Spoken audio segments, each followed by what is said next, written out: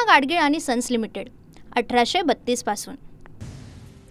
माझा निवडणुकीमध्ये पराभव करतो असं जरांगेंनी म्हटलं होतं। 1,42,000 मतांनी निवडून आलो धनंजय मुंडे यांचा जरांगेंना खोचकतोला। कुणी अंगावर आलं तर त्याला शिंगावर घेऊ, धनंजय मुंडे यांचा जरांगेंना इशारा। जरांगे मराठ्यांसोबत दगाफटका करतोय, राजकीय आरक्षण हा डाव, मंत्री धनंजय मुंडेंचा जरांगेंवर हल्लाबोल।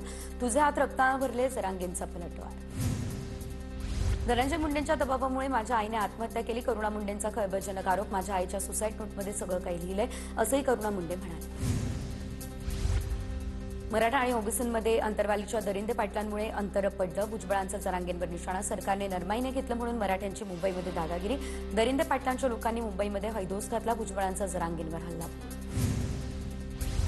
कुणबी नोंदी रद्दसाठी मुळावरती उठाल तर मराठी ताकद दाखवतील, मनोज जरांगे यांचा इशारा। जरांगेंकडून भुजबळांचा घुरट नेता असा उल्लेख। जातीयवादाच्या दंगली घडवून आणण्याचं या लोकांचं स्वप्न आहे, जरांगेंची ओबीसी मेळाव्यावरून टीका।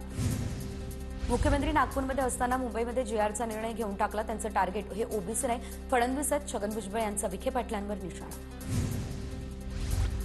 भुजबळांनी वडेट्टीवारांचा जरांगेंच्या भेटीचा व्हिडिओ दाखवला तर मराठा समाजाला ओबीसीतून आरक्षण देण्याचं वडेट्टीवारांचं मत। वडेट्टीवारांच्या भूमिकेमुळे नागपूरच्या मोर्चामध्ये गेलेलो नाही, भुजबळांची ही प्रतिक्रिया।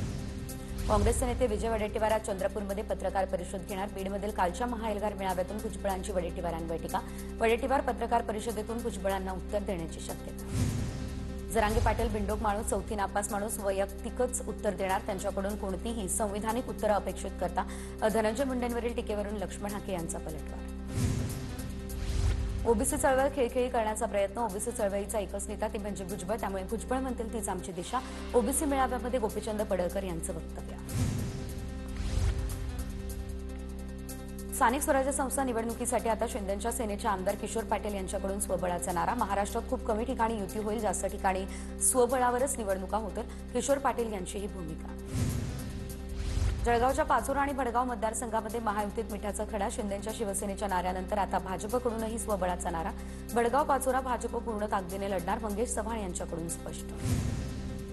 मतदार यादीमध्ये घोळ असल्याच्या भाजपच्या जिल्हाध्यक्षांचा आरोप, तर मतदार यादीमध्ये 7,000 नावांची पुनरावृत्ती, 3,000 मृतकांची नावं। बुलढाण्याचे जिल्हाध्यक्ष विजयराज शिंदे यांची पालकमंत्र्यांकडे तक्रार। गंगापूर विधानसभा मतदारसंघात 36,000 बोगस मतदार, सत्ताधारी राष्ट्रवादीचे आमदार सतीश चव्हाण यांचा निवडणूक आयोगावर आरोप। मयत व्यक्तींची देखील मतदार यादीमध्ये नावं असल्याचा आरोप। जिल्हा परिषदेला मी माझा नरखेड गट सोडून लढतो, तुम्ही अनगर सोडून माझ्या विरोधात लढा। राष्ट्रवादी जिल्हाध्यक्ष उमेश पाटील यांचे माजी आमदार राजन पाटील यांना खुला आव्हान।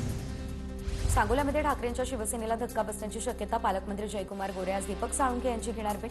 दीपक साळुंखे भाजपमध्ये जाणार अशा चर्चांना उधाण। लातूरच्या उदगीर आणि जळकोटमध्ये महायुती म्हणून निवडणुका लढवणार, आमदार संजय बनसोडे यांच्याकडून स्पष्ट। पूरग्रस्तांच्या मदतीसाठी देखील संजय बनसोडे यांच्याकडून उपक्रम हाती। उद्या गोरेगावमध्ये मनसेच्या पदाधिकाऱ्यांचा मेळावा, राज ठाकरे पदाधिकाऱ्यांमध्ये करणार मार्गदर्शन। ठाण्याचा विकास चप्पाचप्पा सर्वत्र दिसेल, फक्त आणि फक्त भाजप आणि ठाण्यात भाजपकडून बॅनरबाजी, भाजप पदाधिकारी अल्केश कदम यांनी लावले बॅनर। 1972ला शरद पवार यांनी विद्या प्रतिष्ठान सारख्या संस्था काढल्या, मी राजकारण न आणता संस्थेला मदत केली, अजित पवार यांचे हे वक्तव्य। पूना गाडगीळ आणि सन्स लिमिटेड 1832 पासून।